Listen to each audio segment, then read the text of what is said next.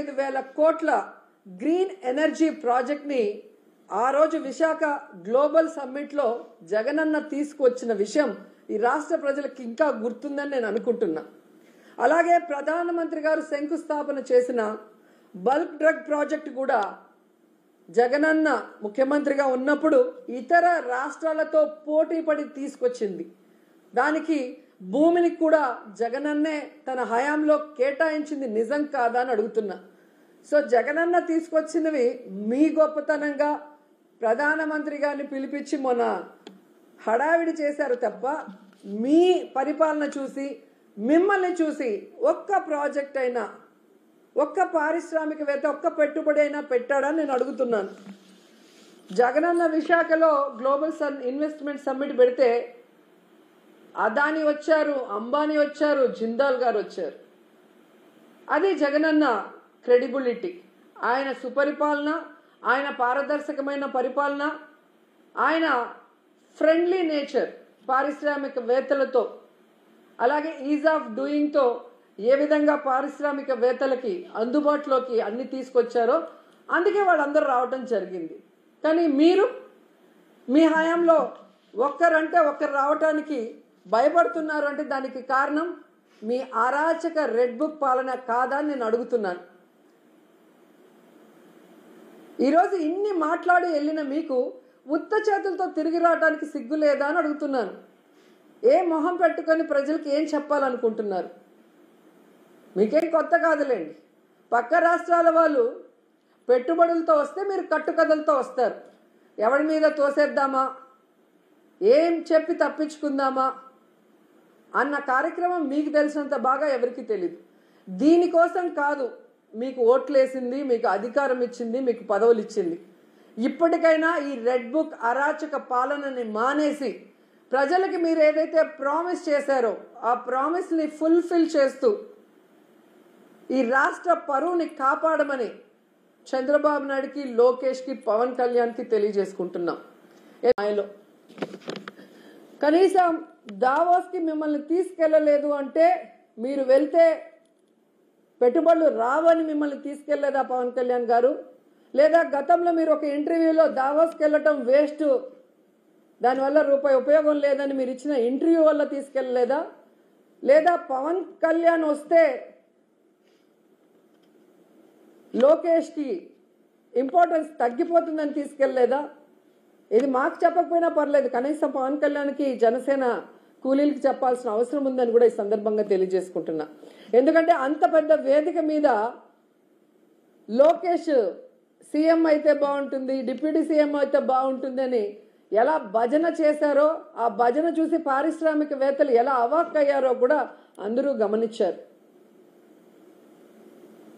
So Chandrababu Naidu గారు మీరు వచ్చి 7 నెలల కాలం అవుతుంది.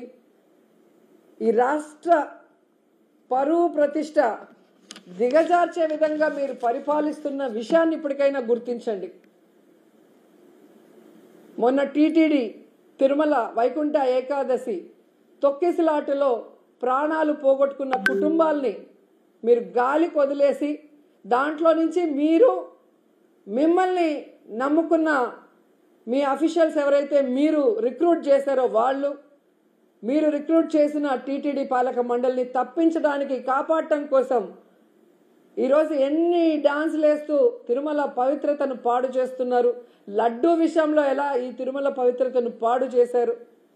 అలాగే మహిళల మీద ఇన్ని అఘాయిత్యాలు, ఇన్ని అత్యాచారాలు, హత్యలు జరుగుతుంటే కూడా మీరు దాన్ని ఎవరి మీద నెట్టాలి, ఏ పార్టీ మీద నెట్టాలన్న ప్రయత్నం చేస్తున్నారే తప్ప వాటికి అడ్డుకట్ట వేయకపోవటం ఈ రాష్ట్ర ప్రజలందరూ కూడా గమనిస్తున్నారు. ముఖ్యంగా పవన్ కళ్యాణ్ గారు లా అండ్ ఆర్డర్ ఫెయిల్యూర్ అయింది, హోమ్ మినిస్టర్ ఫెయిల్యూర్ అయ్యారని చెప్పి అంత చెప్పిన తర్వాత కూడా ఇంతవరకు మీరు లా అండ్ ఆర్డర్ మీద దృష్టి పెట్టలేదు అంటే ఈ రాష్ట్ర ఇమేజ్ ఎంత దిగజారిపోయిందో దావోస్ పర్యటనలో మీకు ఒక్క ఎంఓయూ కూడా అవ్వకపోవటం అనేది ఇప్పటికైనా తెలుసుకొని రాష్ట్ర ప్రతిష్టని, పరువుని పెంచే విధంగా మీరు పరిపాలిస్తారని ఆశిస్తున్నాం. అలాగే ఈ రాష్ట్రంలో తప్పుడు కేసులు, ఈ రాష్ట్రంలో మీకు నచ్చని వాళ్ళ మీద ఏదో రకంగా కక్ష సాధింపు చేయాలి అంటే అది కరెక్ట్ కాదు. ఎందుకంటే ఎప్పటికీ మీరు ఉండరు. రాబోయే కాలంలో జగన్మోహన్ రెడ్డి గారు ఖచ్చితంగా ముఖ్యమంత్రి అవుతారు. ఎందుకంటే ఇప్పటికే ప్రజలు మీకు ఓటేసిన దానివల్ల వేసిన వాళ్ళు బాధపడుతున్నారు. ఈవీఎంల వల్ల మీరు గెలిచారనుకున్న వాళ్ళు మీరు దిగిపోవాలని ప్రార్థనలు చేస్తున్నారు. ఎందుకంటే మీ వల్ల పేదవాళ్ళకి ఉపయోగం లేదు, రాష్ట్రానికి ఉపయోగం లేదు, ఏ వర్గానికి కూడా ఉపయోగం లేదు. కాబట్టి ఇప్పటికైనా మీరు మీ సీనియారిటీని ఇచ్చిన మాట నిలబెట్టుకోవడంలో పెట్టండి. ఈ రాష్ట్రంలో పుట్టినందుకు 4 సార్లు ముఖ్యమంత్రిని మిమ్మల్ని చేసినందుకు ఈ రాష్ట్ర ప్రజలకు ఇచ్చిన వాగ్దానాలు నెరవేరుస్తూ ఈ రాష్ట్ర ప్రతిష్టని పెంచే విధంగా ముందుకు వెళ్ళండి. ఇప్పటికైనా అబద్ధాలు చెప్పడం మానేయండి అని కూడా ఈ సందర్భంగా తెలియజేసుకుంటూ, నిజంగా నారా చంద్రబాబు నాయుడు గారి నేతృత్వంలో ఆయన ఆధ్వర్యంలో స్వచ్ఛాంధ్ర స్వచ్ఛ దివస్ ఈ కార్యక్రమం ఇనిషియేట్ చేస్తా ఉన్నాం. అంటే ప్రతి నెల 3వ శనివారంలో చెత్త లేకుండా మన పరిసరాలని పరిశుభ్రంగా ఉంచుకోవడం ఎలాగనేది నిన్న క్యాబినెట్లో చేసి వెంటనే ఈ రోజున ముందుకు తీసుకెళ్ళండి.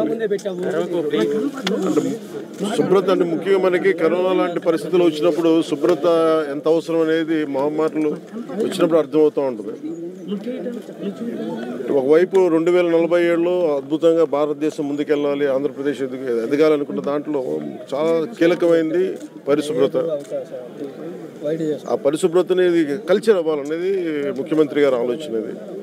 ఇది కేవలం ఒకళ్ళిద్దరు చేసి క్లాప్ మిత్రాలు లేదంటే మనం మన చెత్తను బయటపడేయటం కాదు. బాధ్యతగా ప్రతి ఒక్కళ్ళు కూడా సోర్స్ నుంచే దాన్ని సపరేట్ చేసే విధానం.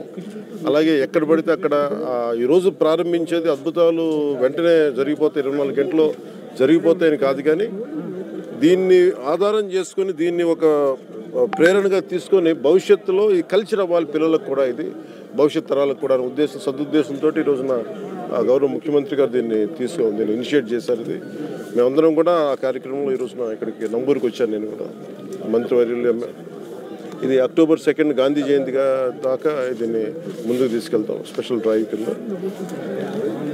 ఈ సందర్భంలో నేను ప్రతి ఒక్కరిని కోరుకునేది కూడా మన ఈ చెత్త నుంచి సంపదని సృష్టించేది అలా సర్క్యులర్ ఎకానమీ. అంటే మనం ఈరోజు మనం చూస్తే మనం ఏదైతే మనం తినిపడేసిన వ్యర్థాలు అయితే ఏవైతే ఉన్నాయో ఒక్కొక్కటి చూస్తూ ఉంటే ఒక్కొక్కటి చెత్తని కూడా చూస్తే ఒక్కొక్కటి కిలో 15 రూపాయలకి అమ్మగలిగి దాని నుంచి వర్మీ కంపోస్ట్ తయారు చేయడం, రకరకాల సంపదని సృష్టించే మార్గాలు చాలా ఉన్నాయి. అవన్నీ పర్యవేక్షించాము ఇవన్నీ. సో దాంట్లో భాగంగా ఇది ప్రతి ఒక్కరూ ప్రేరణగా ఆదర్శంగా తీసుకొని కార్యక్రమం సాగుతూ ఉంది. కృష్ణా వరదల సమయంలో నిలబడ్డ కార్మికులందరికీ కూడా ఈ రోజున సన్మానం చేయడం జరిగింది, దాదాపు 35 మందికి. నేను ఇది ఆల్రెడీ స్టార్ట్ చేసాం లాంగ్ బ్యాకే. ప్రత్యేకించి